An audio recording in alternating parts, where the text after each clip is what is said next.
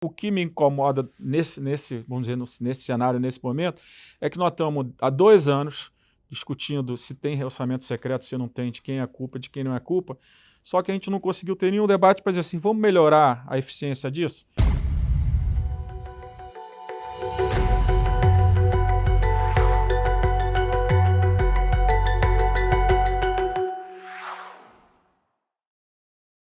Olá, você está no canal Brasil, uma realização da Federação de Comércio de São Paulo. Hoje nós vamos tratar sobre a importância das reformas estruturais que já aconteceram no Brasil, mas mais do que isso, né? De como é que a gente faz para que elas continuem acontecendo. O que está acontecendo com o Fórum de Debates das Reformas Brasileiras, especialmente quando a gente fala das discussões em Brasília. A nossa conversa de hoje é com Rodrigo Maia. Rodrigo Maia foi deputado federal por vários mandatos e foi o presidente da Câmara dos Deputados mais longevo desde a redemocratização. Hoje, Maia é o diretor-presidente da Confederação Nacional das Instituições Financeiras. Maia, bem-vindo ao Brasil. Obrigado pelo convite. Maia, a gente está completando quase 10 anos do início de um processo de discussão de reformas, né, que foi o governo de Michel Temer, num período pós-traumático para o Brasil. Não é nem pós, né? Naquele momento era o trauma em si, né, do impeachment da presidente Dilma Rousseff. Então, quero começar te ouvindo assim, passado esse tempo, né, qual o olhar que você lança sobre qual era o momento da discussão, o que proporcionou um terreno tão fértil para a aprovação de reformas importantes e estruturais naquele período?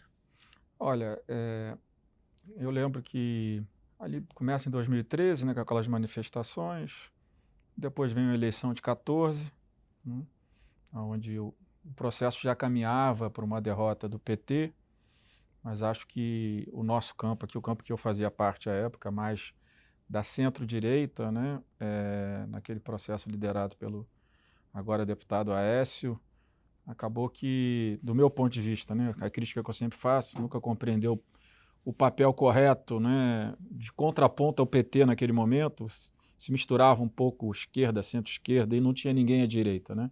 O que essa crise toda acaba gerando lá na frente Bolsonaro. Então, entra no segundo governo Dilma, a Dilma faz uma reforma ministerial, traz o Joaquim Levy, mas ao mesmo tempo nomeia o Nelson Barbosa, que a minha experiência, apenas como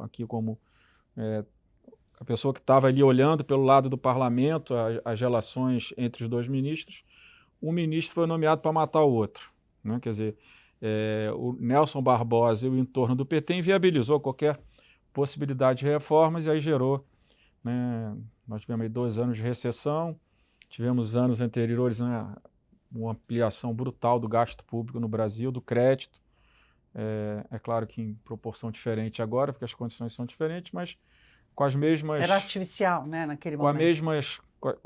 Com o mesmo receituário, né? Gasto público, mais crédito para estimular a economia.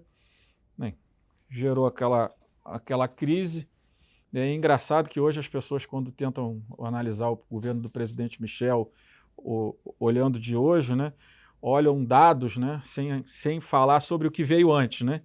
Como é que o presidente Michel e o Congresso, né, porque quem governa o Brasil são 2 poderes, né, é o executivo e o legislativo, e o presidente Michel entra, ali comete o primeiro, acho que talvez o grande erro do governo dele, que as pessoas falam pouco, foi uma noite assim horrorosa do meu ponto de vista, é um pouco do tema que está falando agora muito, o que é reforma administrativa, e o Congresso aprova, encaminhado pelo governo, um acordo do governo Dilma, que o Michel respalda com alguma preocupação de greve, 16 projetos de aumento salarial de servidores.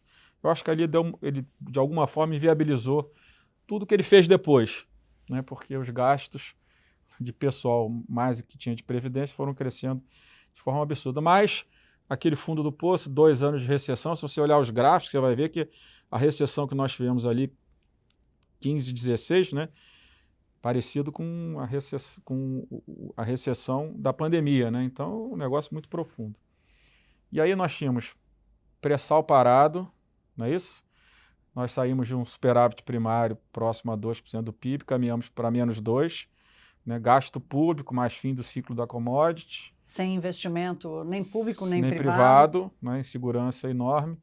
E aí começa um processo de reorganização. A decisão do governo foi encaminhar o primeiro projeto, o teto de gastos, que era para gerar uma sinalização que foi importante.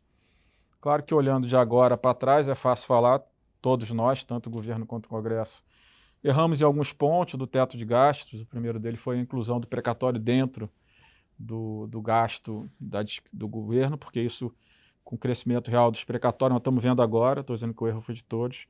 Era claro que era inviável o teto de gastos. Depois o Paulo Guedes cometeu um erro maior, mas isso é outra conversa. Então, a decisão foi essa. Alguns críticos dizendo que a primeira votação tinha que ter sido a Previdência, eu discordo. Eu acho que em 16, 17, a gente não tinha votos para aprovar uma boa reforma da Previdência. Você vê que mesmo em 19, quando aprovamos, nós tivemos que tirar estados e municípios, porque havia um conflito de alguns líderes importantes. Sim, não estava maduro, né? O ambiente político não se você pegar maduro. O texto final do que o Arthur Maia conseguiu tirar da comissão, ia tirar da comissão, tinha uma economia de, no máximo, 400 bilhões, e a gente conseguiu chegar na Câmara uma economia de 1 trilhão, que depois foi reduzida pelo Senado em 200 bilhões. Então, o teto de gastos, que assim, de forma simples, pelo menos eu lembro em algumas reuniões com os parlamentares, com o Meirelles e com o Eliseu Padilha, os 2 ministros, eu dizia, vamos resumir aqui o que eles estão dizendo tecnicamente. Nós temos 2 caminhos. Ou a gente vai manter a mesma receita do passado, do presidente Fernando Henrique, presidente Lula, e da própria presidente Dilma, aumenta a despesa, aumenta gasto, aumenta a carga tributária, né? Só que isso não parece uma coisa possível no Brasil de 2016 para 2017. 16 o teto de gastos. Então, ou a gente vai tentar controlar o lado da despesa, ou nós vamos ter que pensar aumento de alíquotas ou até a recriação da CPMF. Eu acho que era o discurso mais fácil para aqueles que não estavam inteirados no tema econômico, para conseguir avançar. E conseguimos avançar bem no teto de gastos. Depois fomos no projeto, tivemos um projeto importante do pré-sal, que veio do Serra, quer dizer, estava tudo parado, uma riqueza importante do Brasil. Depois, 2017, a reforma trabalhista, a terceirização, e aí junto com ela veio o projeto da Previdência, somado àquela crise da JBS, o que acabou inviabilizando, naquele momento, grandes reformas. E aí foram se aprovando pequenas reformas, o distrato, que é um tema... Pequenas, mas importantes, fundamentais, né, Rodrigo? micro-reformas, vamos chamar assim, né? Infraestrutura, estatais, marco regulatório, Não, e por exemplo, o tema do distrato, né? Naquela crise, as construtoras, muitas quase quebraram, algumas não quebraram porque foram incorporadas por outras e era um tema de total relevância para o setor privado, né? Qual a relação entre a construtora e o consumidor, né? Que comprava algo e, quando entendia que não valia, devolvia e queria receber 100% do valor sem nenhum risco. A gente organizou, não foi o ideal, porque ali tem todos os interesses que estão no meio do Congresso, mas acho que se avançou bem e aí isso continua com o governo do presidente Bolsonaro, apesar do próprio Bolsonaro, que no fundo ele era contra a reforma da Previdência, mas eu acho que ali tivemos 2 grandes reformas, a reforma da Previdência e o marco do saneamento, que eu acho que é um tema também que... A independência do Banco Central. A independência do Banco Central, também, né, a autonomia do Banco Central, mas eu acho que o tema do saneamento ele não veio antes, porque o governo do presidente Michel insistia muito em fazer por medida provisória, né? E eu dizia que por medida provisória eu não ia aprovar o marco de um setor que precisa de investimentos de longo prazo, gerava muita segurança, mas depois a gente conseguiu aprovar. Eu acho que muitas coisas foram caminhando bem, talvez tenha ficado para trás 2 grandes reformas, uma é a própria reforma administrativa, né? E a outra é vamos dizer assim, a lei de finanças públicas, a lei do orçamento público, que são 2 temas que tem que se tratar muito mais pelo lado da eficiência do que pelo lado de uma reforma de contenção de gastos, que a gente sabe que não é um tema tão fácil no Brasil. Você descreveu um roteiro aqui importante para contextualizar, porque as pessoas descolam, né, o contexto do resultado, como se fosse uma coisa como se fossem coisas independentes, né? E é interessante essa descrição que você traz, porque você traz a participação de um congresso em aprovação de reformas importantes com uma mentalidade, vamos dizer assim, entre aspas, fiscalista.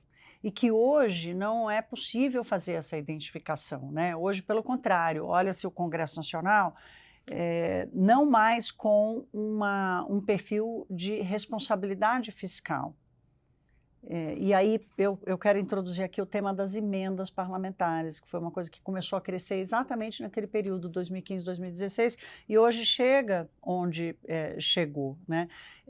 Onde é que você enxerga hoje a mentalidade do Congresso Nacional para a continuidade das reformas e com o espírito de responsabilidade fiscal? Olha, só esqueci a reforma do IVA, né? Reforma tributária, que eu acho que foi um tema também que vinha há muitos anos. Ali para 18, para 19 eu consigo colocar o tema, mas só para lembrar dela. Mas vamos lá, eu discordo que o Congresso deixou de ser fiscalista. Como eu digo, né, o governo, né, numa democracia liberal, é o poder executivo e legislativo. Né? Ninguém é mais importante que o outro poder. Quando um poder é mais importante que o outro, tem algo errado acontecendo no nosso equilíbrio de forças na nossa democracia. O que aconteceu no governo, só para a gente fazer um pouco da história, do governo presidente Fernando Henrique e presidente Lula, né, com conotações diferentes, mas se utilizava do mesmo instrumento.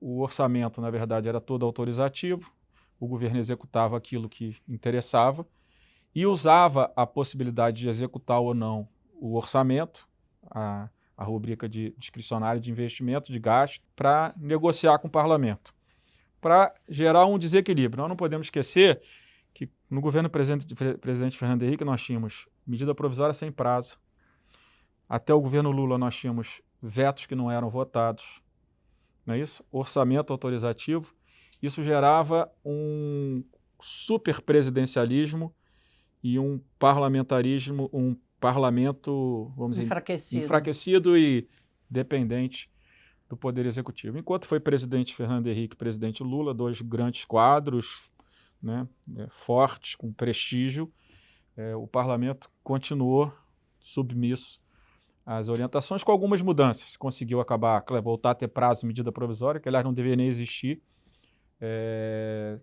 O Supremo decidiu que o Congresso deveria votar vetos, que é óbvio, o ciclo legislativo começa com a apresentação de projeto e termina com a votação de veto. Quando o governo decide um veto e o Congresso não vota o veto, vale a posição exclusiva do presidente. Uma melhora institucional aconteceu óbvio, aí, uma né? melhora, apesar que, se você olhar a burocracia, os técnicos que olham sempre pelo lado do executivo, eles sempre vão dizer que foi um enfraquecimento do executivo. Eu digo não. Não, é o contrário. Ao contrário, não tem enfraquecimento nenhum. Em nenhuma democracia. Mas não tem emenda na Alemanha, não tem emenda. Os países parlamentaristas, a emenda é quase inócua, porque quem governa é o parlamento. Então ele vai organizar, com a sua maioria pelo menos, o orçamento, senão o primeiro-ministro cai, não é isso? Então é diferente de um sistema presidencialista. Então, quando chega no governo Dilma, ela mais enfraquecida, aí o parlamento faz o primeiro movimento. E toda vez que você faz o movimento no enfrentamento e acaba tomando a decisão errada, né? A decisão deveria ter começado ali, não para discutir a emenda individual, se é impositiva ou não, mas a impositividade do orçamento como um todo não, da parte discricionária, né? Da parte livre. Porque pessoal e previdência ninguém vai cortar, ninguém vai deixar de executar. Claro.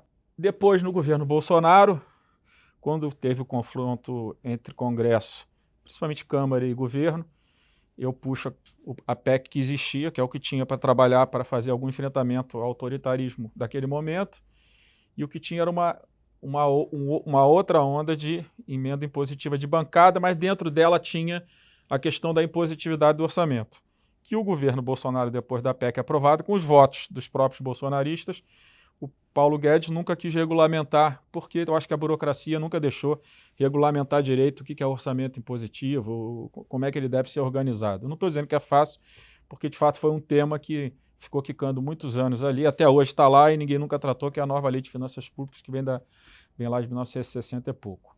Então, esses dois movimentos geraram uma primeira recuperação de poder do parlamento em relação ao orçamento. Pra gente Eu estava te perguntando sobre a responsabilidade fiscal embutida nesse processo. Mas o que acontece? Eu não acho que mudou. Eu estou querendo contextualizar porque eu acho importante. O que acontece é o seguinte, quando você tem um governo que acredita que o caminho de transformar o Brasil é através do gasto público, é muito difícil que você tenha um parlamento que vá fazer um enfrentamento a essa pauta. Por exemplo, o projeto de isenção do imposto de renda. Ele está certo ou está errado? Nós devemos ou não isentar o maior número possível de pessoas de pagar imposto no Brasil? É uma discussão, não é só valores. Né? Só que como é que você vai enfrentar esse tema, né, com o presidente trazendo esse processo? Como é que você vai enfrentar o tema quando o governo propõe fora do orçamento, né, no parafiscal, o recurso para o ensino médio, o pé de meia? Não estou entrando em mérito de nada disso, só estou dizendo. A forma, não... A forma. O que eu estou dizendo desde 2023, né, para o setor financeiro, pegando posts de ministros do governo do presidente Lula, falei, olha como é que é difícil o parlamento se mexer aqui. Olha, toda semana os ministros do Palácio anunciando um aumento de gasto. Olha como é que vai ser difícil que o parlamento... E mesmo assim, muito do que o ministro Fernando Haddad conseguiu avançar deve-se muito ao parlamento, mesmo contra a cúpula do PT. Então, por isso que eu acho que o parlamento, ele não vai... É muito difícil ele andar sozinho, né?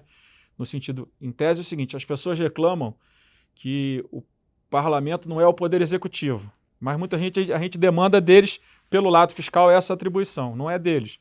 Mas a minha opinião é que a questão orçamentária, a questão das emendas, né, aí terminando o histórico aqui, depois disso vem lá em 2020, quando a Comissão Mista de Orçamento vai e se apropria de parte relevante do orçamento discricionário do RP2 do governo. E aí os técnicos do Congresso, de forma inteligente, para o Brasil, e acho que foi bom até para o Congresso ter obrigação também, porque as emendas, vamos dizer assim, de relator, as emendas secretas sempre existiram, mas existiram dentro da rubrica do governo. O governo tinha lá o RP2, que era o discricionário do governo de investimentos, de despesas livres, e dentro deles o relator negociava com o governo a parte que ia ser distribuído para o parlamento. Claro, a relação de poder se dava aí, na verdade. Se dava nessa rubrica, né? Sim. Quando o valor sai um pouco do tom pela dificuldade da relação do Bolsonaro até aquele momento com o parlamento, a consultoria do Congresso ou da Câmara do Senado diz, vamos criar uma rubrica separada. Aí que foi a discussão boa. Está todo mundo reclamando, mas foi uma decisão boa, porque a partir daí a gente começou a ver o que é a rubrica do governo, o que é a rubrica do Congresso. Talvez em alguns momentos, proporcionalmente, você tenha tido mais recursos do parlamento que a gente conseguiu enxergar. Mas hoje você passou a enxergar e passou a ter um debate. Aí em 2020 foi travado, não é isso? O governo travou a questão que a Comissão Mista de Orçamento aprovou e a sessão do Congresso aprovou. Eu sempre gosto de fazer a narrativa correta, porque muitas vezes o governo tentou colocar a responsabilidade na minha presidência, que não votou nada disso. E depois o próprio presidente Bolsonaro faz um acordo com o presidente Davi e com Arthur Lira, que era o candidato deles à presidência da Câmara, e depois saiu vitorioso. Nada errado nessas tratativas. E fizeram o acordo do presidente Bolsonaro mandar um projeto de lei sancionando tal do RP9, que é a emenda tal do orçamento, que eu acho que não é secreto, mas é secreto. Ficou sendo secreto. Então, a partir dali, o governo Bolsonaro, vem a pandemia e o governo Bolsonaro faz um acordo com os partidos, né, do centro, o centrão, e aí o próprio Paulo Guedes entrega o orçamento para eles. Né? Eu acho que ali a decisão é errada. O Bolsonaro preferia ficar no palácio, cuidando lá da internet, deixa que eu formo maioria aqui, fico tranquilo, entregando o orçamento de qualquer forma, sem nenhum tipo de negociação, acho que mais aprofundada, é minha opinião. Né? Então, acho que... E a partir daí, começa o conflito. Na eleição de 22, o presidente Lula dizendo que o RP9 era um instrumento de corrupção, que eu discordo dele. Eu acho que é um instrumento de ineficiência do gasto, mas não de corrupção necessariamente. Pode ter ou não, como em qualquer outra parte do orçamento, pode ter desvio de dinheiro público. E aí, o que me incomoda vamos dizer, nesse cenário, nesse momento, é que nós estamos há 2 anos discutindo se tem orçamento secreto, se não tem, de quem é a culpa, de quem não é a culpa. Só que a gente não conseguiu ter nenhum debate para dizer assim, vamos melhorar a eficiência disso? Vamos discutir Qual é o papel de cada poder? Né? Que é uma discussão que não se faz. Na minha opinião, o governo eleito apresenta a política pública. Né? O orçamento é do Congresso. Né? A política pública é do governo. Então, a política pública de educação é de quem ganhou a eleição. Só que aonde vai alocar o dinheiro, respeitada a política pública, é uma decisão do Congresso. Ratificar ou não ratificar as indicações. O que está acontecendo hoje também é que o governo do presidente Lula indica 5 PACs, restringe o escopo de onde ele quer colocar dinheiro e fica todo mundo obrigado a colocar dinheiro, todo o parlamento, que é muito maior que o governo não representa a maioria da sociedade, não representa nem 50%, porque de voto total não teve 50%, não estou criticando, só estou... Sim, claro, então, a gente está em vez de a gente estar discutindo assim, política pública de educação, o que eu quero fazer? Então, eu quero fazer isso, vou afetar, sei lá, 3 mil municípios. Então, esses 3 que eu tenho que ter. Política pública de saúde. Eu quero chegar a ter, sei lá, vamos lá, tratamento ecológico no volume X de cidade. Não sei se é isso. E você tem que ter possibilidade de botar dinheiro. O que não dá é para você focar o teu programa naquilo que é a tua base eleitoral. Não vai fechar a conta nunca. Porque se o governo não fizer uma política pública nacional que atenda do Rio Grande do Sul ao Acre, ao Amapá, você vai estar sempre uma distorção e um conflito entre... Agora, o que eu acho mais grave, como eu já disse, é que a gente não está discutindo aonde alocar melhor os recursos. Eu acho que esse que é o problema. Esse ponto que eu quero chegar com você, quer dizer, hoje o diagnóstico, os diagnósticos no Brasil, geralmente, eles são muito bem feitos, né? O que falta é o prognóstico, né? E a base do debate, né, Rodrigo? Não falta diagnóstico correto no Brasil, e hoje você, na iniciativa privada, certamente convive com várias é o que eu cobro sempre. Pessoas que dedicaram a vida a traçar esse diagnóstico e mantém o debate. Aliás, o Brasil participa bastante dessa discussão. E aí você, como uma liderança política importante, uma liderança política, óbvio que com a sua atuação no parlamento, mas ainda assim a sua figura, ela emana a discussão política de como tratar temas no Brasil. E queria te ouvir, diante de toda essa experiência que nós tratamos aqui, desse diagnóstico já feito, o Brasil hoje só cresce se tiver crescimento de produtividade e competitividade. Para isso, demanda melhora da eficiência, da alocação do recurso. Onde é que está esse debate hoje? O que a gente pode ter de expectativa positiva para algum avanço nessa discussão que você coloca? Olha, por exemplo, eu estou dentro da confederação do setor, eu estou focado em tentar colaborar com o debate do contencioso. Né? Eu acho que esse é um tema. Eu disse até para alguns políticos, alguns agentes públicos importantes do governo, se o governo não vai mudar a política pública do gasto, vamos ver de que forma que a gente ajuda a melhorar a eficiência do setor privado. E aí você tem um rol de ineficiência nessa área, de desperdício de dinheiro, de contencioso, trabalhista, tributário, do consumidor. Mais de 70% das ações do consumidor contra as grandes empresas é justiça gratuita. Então, nós estamos estimulando, não apenas nessa, mas também no trabalhista, que as pessoas acessem a justiça, né, sem nenhum tipo de... ou com pouco critério. E muitas vezes com litigância predatória crescendo o tempo todo. Grupos de advogados estimulando pessoas. Né? Você, muitas vezes, eu converso com os grandes bancos, eles falam, Rodrigo, muitas vezes eu não consigo nem fazer o acordo com as pessoas, porque quando eu vou tentar fazer o acordo, alguém já comprou o direito creditório daquela pessoa, ali são mais 10 anos para terminar uma ação, para terminar um acordo desse. Então, eu acho que você teve a reforma do IVA, que vinha nessa linha, né, dos impostos indiretos. O texto podia ter ficado melhor, eu acho. Né? Eu acho que ali vai gerar muita ineficiência, ainda vai gerar algum contencioso, que a expectativa era que gerasse quase um contencioso zero, negativo. Como foi a tentativa da reforma trabalhista, por exemplo, na questão da justiça trabalhista. Mas essa ainda tem alguns julgamentos que podem recuperar. Você tem alguma DC que está com faquinha, que resolve a questão, pode melhorar a questão da justiça gratuita, né? Mas perdemos algumas coisas. O TST... Tribunal Superior do Trabalho. Cisme não ler aquilo, né, ler corretamente o que está escrito na lei. Não reconhecer, Não reconhecer, inclusive, as decisões do próprio Supremo Tribunal Federal. O Supremo Tribunal Federal, na maioria das vezes, tem ratificado as decisões da reforma, mas eu acho que esse tema do contencioso me dá a impressão que ele pode ser um salto assim, enorme. Por exemplo, eu vejo aqui no setor bancário, né, do setor financeiro, só de ação trabalhista os bancos gastam 10 bilhões por ano. E 10 onde bilhões de gastos. onde é que você enxerga Brasília acatando essa necessidade? Mas é o que você falou aqui, falou assim, diagnóstico nós temos todos. E põe no papel como é que melhora isso. É o que eu falo para o meu pessoal, falo assim, vamos ver aqui, o nosso time, tiver que contratar consultor, vamos ver assim, como é que eu consigo transformar isso em redução efetiva de contencioso. Né? É claro que tem muita proposta já, não estou dizendo que nós vamos inventar nada, mas onde é que tem as boas propostas para a gente chegar aqui, chegar para o governo e falar, tá, é por aqui o caminho. Né? Porque não é uma questão de, assim, 10 bi vai para onde? Vai para o custo do crédito.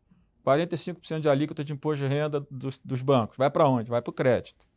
Eu até estava conversando. Tudo sai no preço, né, Rodrigo? Não tem jeito. Vai sair, não tem jeito, porque é um país capitalista, né? É um país liberal na economia. Então, as empresas precisam, né, repassar ter esse lucro, custo. ter lucro. E para ter lucro tem que repassar o custo. Então, não adianta. Toda vez que a gente dá um benefício tributário, né, por exemplo, no IVA, foram tantos benefícios, as pessoas até não pensam o seguinte: quando eu zero uma alíquota de um setor, como é que ela está impactando a alíquota média e como é que a alíquota média vai impactar o orçamento da família, que terá menos recursos para consumir outros produtos ou vários produtos. Mas foi a reforma possível politicamente?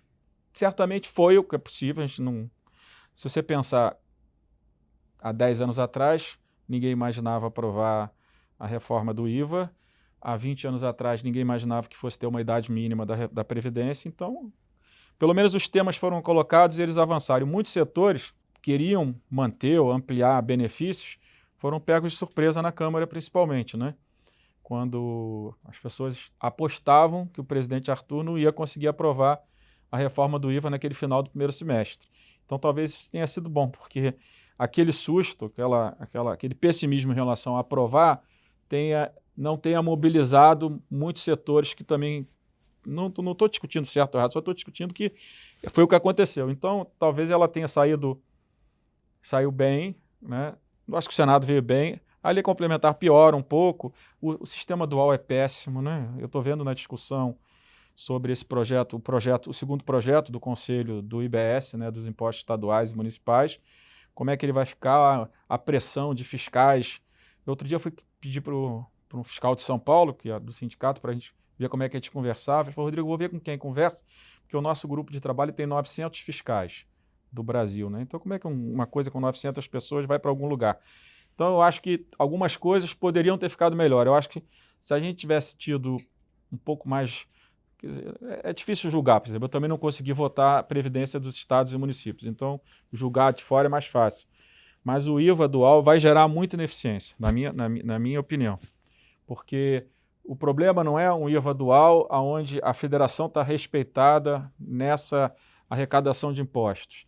É uma pressão, no fundo, por trás dos governadores e prefeitos, estou dizendo a minha experiência, dos fiscais querendo manter o seu poder, que é um poder que, em tese, vai ficar muito menor, né? Se a reforma, de fato, ela foi implementada de forma correta. Você traz o tema da questão do contencioso, da alocação de recursos, e aí quero te ouvir assim, eu até já te perguntei, mas quero focar nisso, né?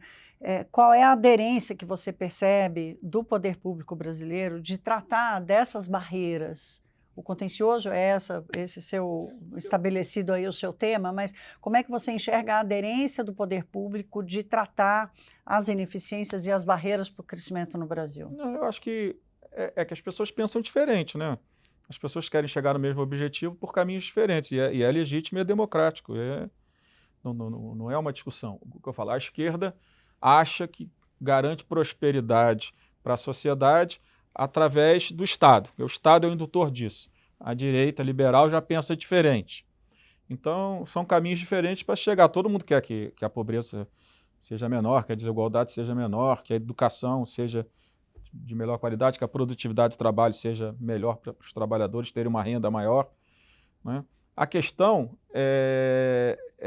nesse caminho, como é que a gente consegue convencer coisas, por exemplo, contencioso, né?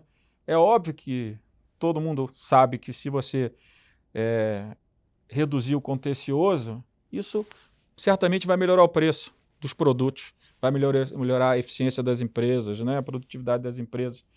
Agora, é claro que na hora que você fala justiça do trabalho, mas vai ser para defender o trabalhador.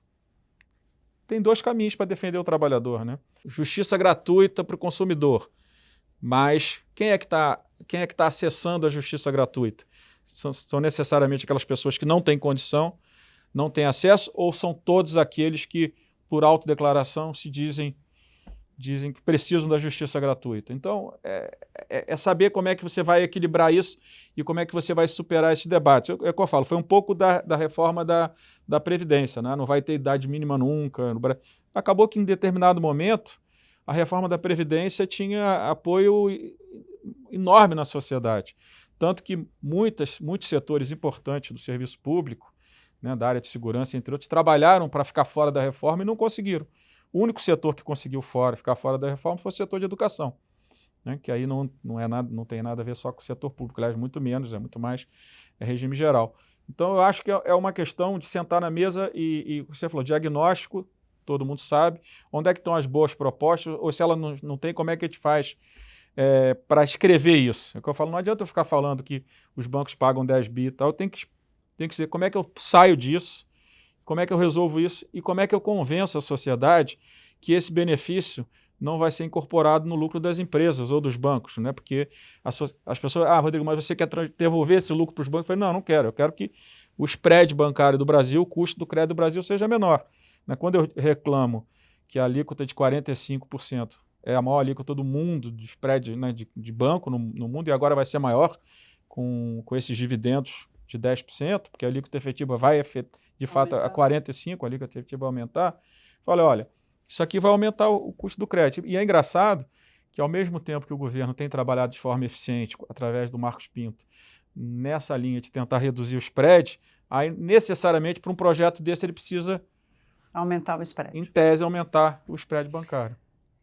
Rodrigo, para a gente terminar, você elegeu a reforma administrativa como um dos temas mais importantes da sua gestão na Câmara dos Deputados, apresentou o projeto do Armínio Fraga, da Ana Carla, do Carlos Seinfeld e tudo mais, e essa coisa não andou. A reforma administrativa que está sendo feita hoje está sendo feita pela administração do governo, né? O governo faz sem necessariamente precisar passar pelo Congresso Nacional, e esse é um tema que continua sendo bastante demandado pela sociedade, não mais com foco exclusivo na questão dos gastos, mas com foco dividido ali também pela eficiência do Estado. Entre as reformas que o Brasil pode fazer agora numa nova etapa de reformas estruturais, você acredita que ela seja possível? Ou qual reforma estrutural você acha que vai caber, ou que tem espaço na relação entre os poderes nos próximos anos? Olha, eu acho a mais importante, no curto prazo, né? Eu não acho que uma excludente da outra, mas eu acho que a nova lei de finanças públicas é um debate. A lei do orçamento, né?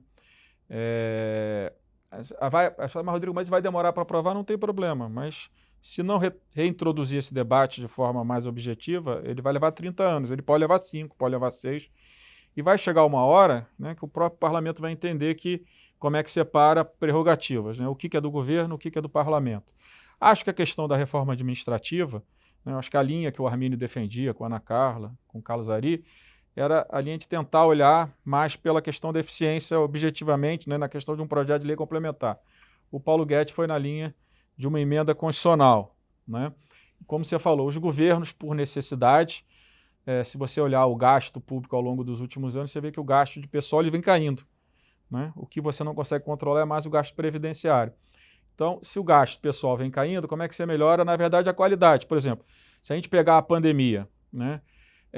Qual era o percentual de óbitos de uma UTI pública quando a pessoa entrava ainda sem vacina, numa UTI pública e numa UTI privada, né? Na UTI privada, no primeiro momento, me dizia a Ludmila uns anos atrás, na UTI privada, 70% das pessoas conseguiam sobreviver. e na UTI pública 30%. Então, é uma diferença de eficiência, de qualidade dos sistemas, apesar de toda a importância e de tudo que o SUS teve de importante, né? O papel que ele exerceu na pandemia. Mas, mesmo assim, se você olhar a eficiência, a qualidade, como é que a gente faz uma grande reforma do SUS para que essa diferença entre a qualidade do público e do privado ela seja reduzida? Na educação, a mesma coisa. Então, eu acho que uma grande reforma administrativa deveria olhar isso. Como é que nas grandes rubricas de interesse da sociedade, como é que a gente consegue equilibrar, né, a qualidade do gasto público? Que o sonho da pessoa, de uma família, né, não seja necessariamente ter condições de pagar uma escola privada, um plano de saúde, mas que possa entender que aqui no setor público, de fato, a eficiência ela não vai ser muito diferente do setor público do setor privado. Então, eu acho que a reforma administrativa ela pode exercer um papel fundamental se a gente conseguir focar. Com todas as dificuldades, agora o Supremo, né, julgou alguns dias atrás a reforma administrativa de 97.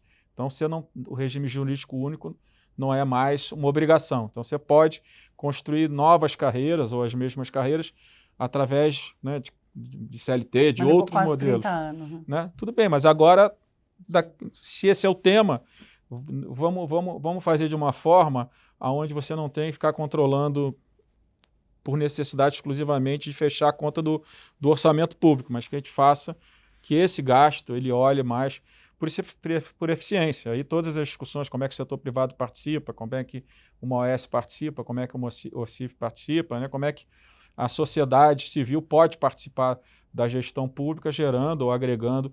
Né? Você tem programas, inclusive, dos hospitais, 5 hospitais com o governo federal, desde o Michel, né? Tentando gerar eficiência, né? O Einstein, o Sírio, né? Um hospital do Rio Grande do Sul, a Beneficência Portuguesa, em parceria com o SUS para melhorar a eficiência do sistema público de saúde. Então, acho que tem formas de você melhorar. Agora, eu focaria, né? Eu acho que na parte da reforma administrativa nisso, até porque a gente se livrou daquela pecha daqueles que não queriam a reforma do IVA de jeito nenhum, porque o modelo gerava mais tributação na indústria, menos no serviço, de que tinha que fazer primeiro a reforma administrativa. A gente conseguiu apartar, e aí a gente deve muito, né, ao trabalho ali do grupo do CECIF, né, que conseguiu apartar esse debate, trazer o debate, e aí eu fui procurado por eles lá em 2017. Primeiro, Bernardo Api, à frente, que hoje é o secretário do governo. Com a Vanessa, né, com o Eurico, com o Nelson. Isso. E a gente conseguiu... Primeiro a gente tentou discutir, né, quando o Trump reduziu a alíquota da PJ, como é que isso impactaria o Brasil, o resto do mundo, que acabou depois voltando para aquilo que era o escopo principal do grupo deles, né, que era discutir uma reforma do IVA. Tá aí, a PEC original era foi a PEC que foi apresentada por eles, e depois o API no governo foi fundamental para a sua aprovação, promulgação e depois do projeto de lei. Rodrigo, essa é uma entrevista que fica, né, para sempre, e a data dela é importante apenas para as pessoas entenderem qual era o debate do momento. Nós estamos aqui no início de 2025, há um grande debate aí sobre a ruptura de vários parâmetros de gestão pública, inclusive em função da eleição de Donald Trump nos Estados Unidos, mas no Brasil também há um debate importante aqui sobre as relações de poderes. Então, para a gente terminar, eu queria te ouvir o que você espera para o Brasil, né, nesses próximos 2, 3 anos? Assim, onde é que a gente pode evoluir? Onde é que tinha que estar o foco do debate público no Brasil? Olha, a gente vai ter muita dificuldade porque a introdução das redes sociais, ela muitas vezes empobrece o debate. Não que elas não sejam relevantes para muita coisa. Então nós temos um problema de narrativa, a questão do Pix lá com os deputados da direita. Não tinha nada daquilo. Né? Então, toda decisão agora do governo ela vai ter que ser pensada qual é o impacto dela e como é que ela vai disseminar fake news ou notícias verdadeiras na rede social. Então, nós temos um problema. Outro problema, quando há 20 anos atrás, se você tivesse um inquérito, você não se elegia nada. Fosse réu, impossível. Hoje a pessoa é condenada e vira presidente dos Estados Unidos, porque transforma o judiciário em seu adversário. Então, não é um momento simples. Aqui no Brasil é parecido. Então, o Supremo toma uma decisão, não estou entrando no mérito, e a política, o que foi condenado, transforma o Supremo num ator político. Você pode dizer, o Supremo pode estar avançando também, mas Então, não é essa reorganização da relação de forças entre os poderes, né? Eu acho que nos próximos anos, no Brasil e no mundo, ela vai ser reorganizada. Tem muitos temas relevantes que a gente, de fato, precisa avançar. Eu acho que, efetivamente, para o Brasil, eu acho que esses temas que a gente colocou, organizar, né, a eficiência do Estado, olhar contencioso, né, olhar a eficiência tributária. Eu acho que o governo, por necessidade, acabou atropelando a discussão da renda, mas você resolveu parte desse gasto tributário distorcido na reforma do IVA, vai ter que resolver no da renda, né? Por que será que uma pessoa que tem dinheiro tem acesso a um médico e desconta 100% disso no teu imposto de renda e muitas vezes não tem médico no SUS? Então, eu acho que tem muitas coisas que você precisa ir olhando nessas micro-reformas para melhorar eficiência, né? Eu acho que o Brasil vai ter que caminhar para olhar a eficiência da gestão. Eu acho que contencioso, eu insisto, que eu acho, para mim, opinião contencioso, e uma nova lei de finanças públicas, onde você possa ter um tempo para discutir qual é o papel de cada um, né? O papel do Estado, o papel do governo eleito é apresentar a política pública. O papel do Congresso é ratificar aonde foi escolhida a alocação ou retificar. O parlamento representa a minha experiência, que eu mais me impressionei como presidente da Câmara, que mais me motivou foi compreender que o papel da Câmara era um papel mais amplo que o papel do Executivo. Rodrigo Maia, obrigada pela entrevista ao Brasil.